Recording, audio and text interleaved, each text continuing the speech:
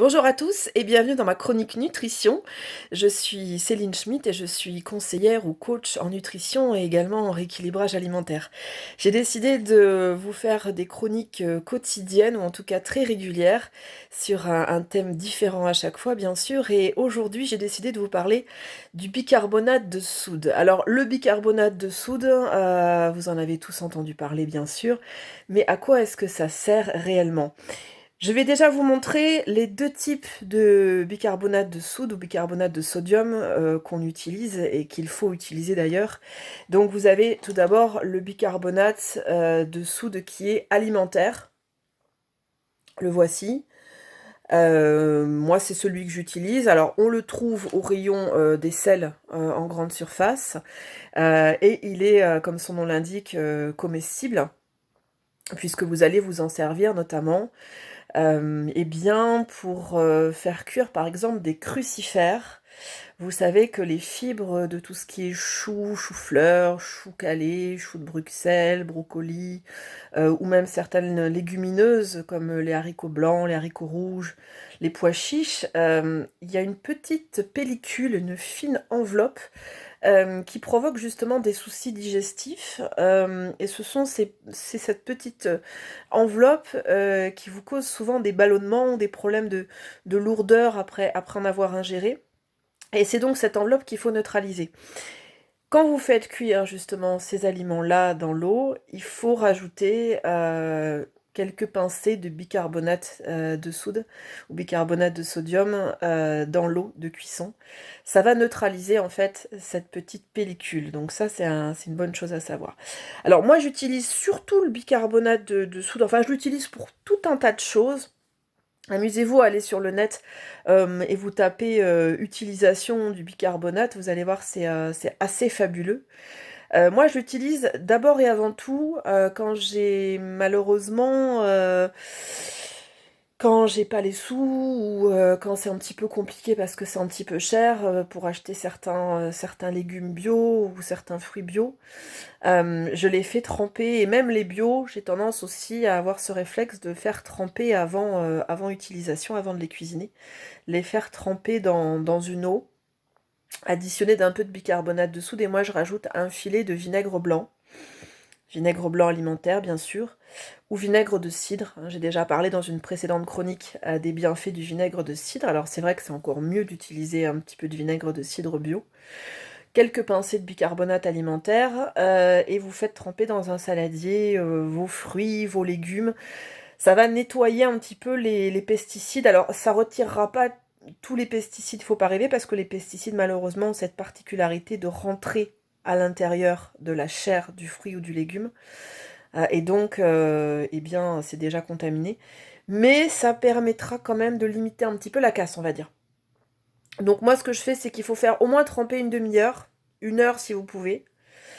Donc si vous rentrez le soir du travail, vous faites tremper vos légumes, et puis vous allez prendre un bain, vous détendre avec votre famille, faire justement cuire l'eau, et puis comme ça, vous n'avez plus qu'à rincer. Donc vous rincez bien vos légumes ou vos fruits si vous voulez faire une compote après, et vous pouvez ensuite les cuire, les cuisiner. Ça va limiter un petit peu la casse, on va dire, ça va peut-être retirer, je sais pas, 40% des pesticides. C'est toujours ça de prix. Évidemment, privilégier toujours le bio, mais parfois on n'a pas forcément le choix, hein. Ça m'arrive aussi très souvent de ne pas pouvoir tout acheter en bio non plus. Donc ça, c'est une bonne astuce. Donc tout ce qui est salade, tout ce qui va être vraiment exposé, la seule chose à laquelle il faut faire attention, c'est que les fruits, par exemple, un peu fragiles comme les raisins, vous savez que le raisin avec les cerises sont les deux fruits qui sont les plus exposés aux pesticides. Et donc, si vous voulez les faire tremper au préalable, par contre, on évite de mettre du vinaigre parce que ça va altérer et détériorer un petit peu le produit. L'aliment, c'est vrai que ça risque de lui donner un léger goût, donc on préfère éviter. En revanche, vous pouvez faire tremper raisin et cerise dans un peu d'eau bicarbonatée. Ça pose pas de problème. Le bicarbonate de soude, sinon, ça va être très très utile si vous avez des problèmes justement de lourdeur digestive. Vous avez fait un gueuleton, un gros repas, vous avez mangé au fast-food par exemple, et vous avez très mal au ventre, vous êtes très ballonné. Eh bien, vous prenez du bicarbonate de soude. Alors, cette fois-ci, on va utiliser du bicarbonate de soude qu'on trouve en pharmacie et parapharmacie, qu'on appelle le bicarbonate de sodium officinal. Je montre celui-ci, mais il y a d'autres marques, hein. C'est pas, je suis pas affiliée au laboratoire, hein, je m'en fiche. Mais voilà, ça va être plutôt une petite boîte cartonnée, alors que celle-ci, je vous la remontre, voilà, c'est du plastique. Donc en fait, le bicarbonate de soude, ça se présente, pour ceux qui connaissent pas, comme une poudre blanche, ça ressemble tout à fait à du talc. Voilà, sauf qu'évidemment, n'utilisez pas le talc à la place du bicarbonate de soude, ce serait embêtant pour vous. Donc le bicarbonate de soude, on va s'en servir quand on a des lourdeurs, des ballonnements, qu'on a mal au ventre. Tout ce qui est la sphère digestive et même intestinale, si vous avez une gastro, ça peut être très efficace de prendre une cuillerée de bicarbonate de soude dans un petit peu d'eau. Et vous avalez ça, ça va être antiseptique, antibactérien, antifongique, antiviral. C'est très bon en interne comme en externe. Ça va avoir les mêmes propriétés que l'argile verte dont j'ai parlé dans une précédente chronique il y a quelques jours, ou encore le vinaigre de cidre bio. C'est vraiment extraordinaire pour tout ce qui est les petits bobos du quotidien. Donc en interne, ça va être très très bon pour tout un tas de choses. Et en externe, moi je m'en sers pour la peau. Alors le bicarbonate de soude, je vous conseille vraiment une fois par semaine, pas plus, hein, d'en mettre un petit peu par exemple sous votre douche, dans votre bain. Vous en mettez un petit peu dans la poignée de la main, un petit peu d'eau tiède, ou voilà, et vous vous faites un petit gommage maison. Alors vous y allez très doucement parce que c'est assez abrasif, hein, donc il faudrait pas que ça vous fasse des rougeurs ou que vous ayez une petite réaction. Donc surtout voilà, vous massez tout doucement, des petits mouvements circulaires, de manière à faire pénétrer le bicarbonate, comme ça retirer les peaux mortes, hein, qui sont en surface de la peau, mais ne pas endommager le film de protection de la peau, qu'on appelle le film hydrolipidique. Vous avez déjà entendu ce mot-là. Vous faites aussi le cou, hein, voilà, vous faites vraiment le cou. Alors contrairement à une idée reçue, j'entends très souvent des esthéticiennes, des gens même dont c'est le métier, des gens qui s'occupent de bien-être, qui parlent des soins du cou en disant qu'il faut partir de la base et remonter. Pas du tout. Regardez mon cou. Est-ce que vous voyez une ride? Est-ce que vous constatez les stries là du cou? Regardez bien. Non, je n'ai pas de ride. Regardez les coups de certaines présentatrices télé, regardez les coups de certaines animatrices télé, vous verrez que, hormis l'âge, hein, elles ont comme ça des rides, des stries. Pourquoi? Parce qu'elles ont eu tendance justement à faire ce geste-là pour les soins de beauté. Et c'est une grossière erreur. C'est l'inverse qu'il faut faire. Il faut aller dans le sens de la peau du cou. C'est-à-dire qu'il faut vraiment appliquer vos produits de beauté et vos crèmes de soins et vos huiles comme ça. Vraiment. Donc du menton vers la base. Voilà. Et vous faites surtout ce petit mouvement-là que ma maman m'avait appris, qui est ce mouvement de forcer comme ça. Et ça permet de tonifier toute cette zone du cou. Je vais vous révéler un petit secret. Alors vous trouverez que je fais peut-être mon âge ou pas, je sais pas, hein. C'est pas à moi de juger, mais on m'a souvent dit que je faisais pas mon âge. Je vais fêter dans quelques mois mes 48 ans. Et c'est vrai que pour une femme qui frôle la cinquantaine, vous avouerez que c'est pas de rides. Alors j'ai des petites imperfections, en plus je suis pas maquillée, à part du rouge à lèvres, je porte absolument aucun maquillage, hein. C'est pour vous montrer justement, me montrer de manière tout à fait naturelle à vous, hein. Et pour pouvoir étayer aussi mes propos sur les soins de beauté que je pourrais éventuellement vous proposer dans quelques chroniques à venir, hein. Je peux vous parler de nutrition, mais je peux aussi vous parler de beauté de la peau, parce que pour moi, l'un ne va pas sans l'autre, en fonction de ce que vous mangez, ou justement utiliser des fruits ou des légumes pour faire des masques ou des gommages 100% naturels. Ça peut être super sympa aussi. Je ferai une chronique là-dessus aussi, sur les soins naturels à base de fruits et de légumes. C'est très sympa. Et en plus, c'est très économique et très efficace. Donc ce bicarbonate de soude, moi je le mets donc sur le visage une fois par semaine, pas plus, pour pas abîmer la peau, vous l'avez compris, hein, parce que il faut pas en faire trop non plus, hein, le mieux est l'ennemi du bien, comme on dit. Vous pouvez en revanche faire un gommage aussi sur le corps, Et alors vous allez constater quelque chose de fabuleux, c'est que la peau est d'une douceur après ce soin. Et vous allez voir, mais ça ressemble à de la soie. Vous allez passer votre main dessus. On a l'impression que vous passez vraiment votre main sur un carrelage ou quelque chose de très fin, de très doux, de très agréable, de la soie ou du velours. C'est fabuleux comme sensation. Moi, je vous encourage à traiter les pieds avec ça. Quand vous êtes sous votre douche, par exemple, ou dans votre bain, vous frottez bien les pieds et les interstices des pieds avec du bicarbonate, justement. Et vous laissez un petit peu agir, 10 minutes, un quart d'heure, ensuite vous rincez. Ça va éviter justement tout ce qui est mycose, tout ce qui est champignons, tout ça, donc ça peut être sympa. En gros, vous pouvez vous servir du bicarbonate au niveau de l'hygiène corporelle pour à peu près tout. Vous vous en servez aussi également pour les dents. J'ai parlé du charbon végétal activé et l'argile verte aussi, j'en ai pas parlé, mais on peut aussi l'utiliser en dentifrice. Hein, de l'argile verte en poudre, c'est très très très très bien. Encore une fois, pour lutter contre les nombreux virus et bactéries qu'on a dans la bouche. Et le bicarbonate de soude, vous pouvez l'utiliser effectivement. Alors pas tous les jours, c'est pareil, là peut-être faire un jour sur deux, mais n'utilisez pas tout le temps le bicarbonate parce que ça risque d'abîmer aussi l'émail des dents. Comme je l'ai dit, c'est très abrasif, hein, donc c'est un petit peu corrosif. Rassurez-vous, c'est un produit qui est inoffensif, hein, au contraire, qui nous veut que du bien.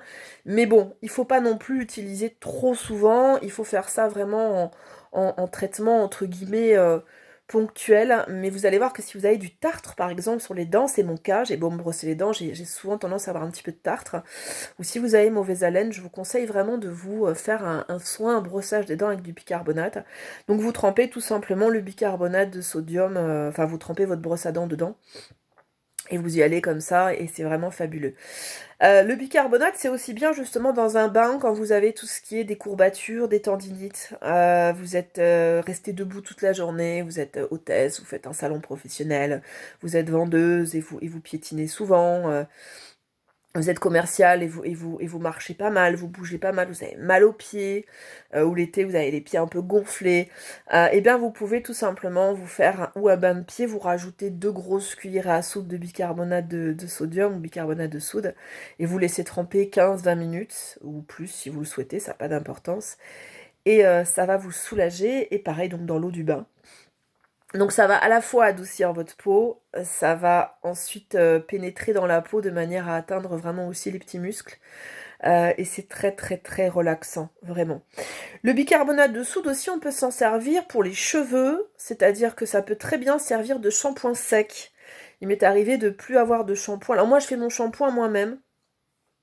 Ce sera justement peut-être aussi l'occasion de faire une chronique sur les produits naturels que je fais moi-même, parce qu'il y a beaucoup de produits chimiques et moi j'ai des réactions, voilà, je réagis vraiment très très vite à un produit où il y a des choses, des substances un peu bizarres. Donc j'ai décidé depuis quelques années de faire vraiment mes produits de beauté seule. Et j'ai fait un super shampoing qui est très économique, très simple à réaliser, très sympa, très efficace, très purifiant, j'aurai l'occasion de vous en parler. Le bicarbonate de soude, eh ben, vous êtes sous la douche, vous en mettez un petit peu sur le cuir chevelu, vous faites pénétrer un peu, à sec, hein, voilà, parce que comme je l'ai dit, c'est de la poudre, hein, donc vous en mettez un peu, vous frottez un peu le cuir chevelu, pas trop non plus, et puis ensuite vous passez le peigne et jusqu'à élimination totale. Et ça peut être un dépannage. Alors ça peut être un dépannage si vous avez une soirée et que vous n'avez pas le temps de passer sous la douche et de vous faire un shampoing complet. Ça peut être un dépannage si vous avez un petit peu les cheveux gras. Mais ça peut aussi être justement, ça peut venir un petit peu en renfort justement si vous avez les cheveux gras. Le cuir chevelu gras, ça va assainir. Le bicarbonate, c'est vraiment un assainisseur. Mais vraiment, voilà, c'est un produit qui assainit la peau, le cuir chevelu. Donc, bon, c'est un produit qu'il vaut mieux pas mettre dans les yeux. Hein, donc ça, vous évitez de vous en mettre dans les yeux, bien sûr.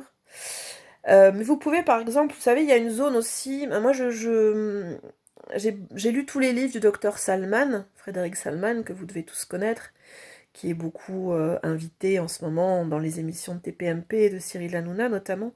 J'ai lu tous ses ouvrages parce qu'ils sont vraiment très intéressants. Et il y a une région dont on ne parle pratiquement jamais, et c'est vrai que lui il en parle régulièrement, c'est le nombril. Si vous avez la curiosité de mettre votre petit doigt dans le nombril et de sentir, même si vous avez une très bonne hygiène, vous allez constater que ça sent très fort.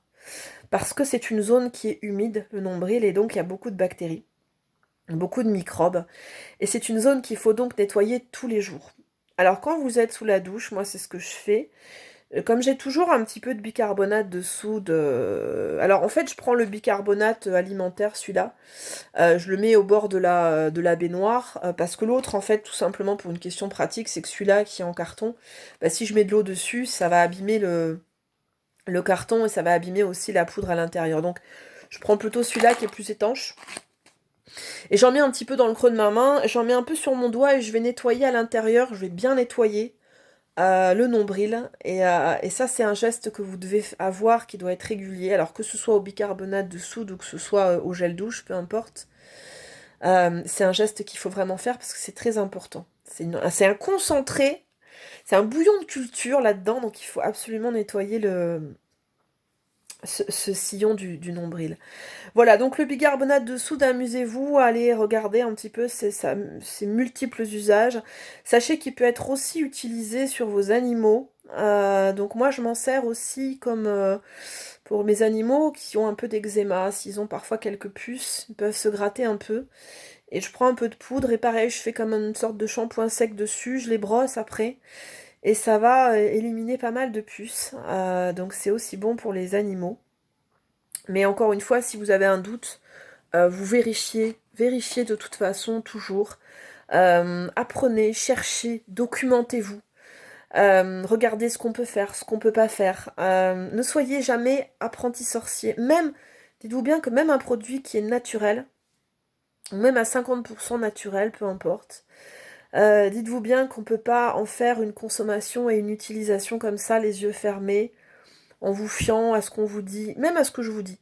Bon, j'ai étudié tout ça, je me suis énormément documentée, j'ai beaucoup lu, des dizaines, je dirais pas des centaines de livres, parce que ce serait exagéré, mais des dizaines de livres, oui.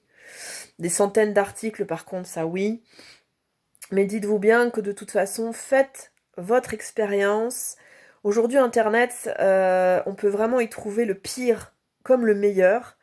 Donc, fiez-vous plutôt à tout ce qui est des forums de médecine naturelle, de médecine douce, de naturopathes, de forums de médecins aussi, où voilà, vous allez pouvoir poser des questions aussi à votre pharmacien, à votre naturopathe si vous en avez un qui vous suit, à votre homéopathe si vous en avez un qui vous suit.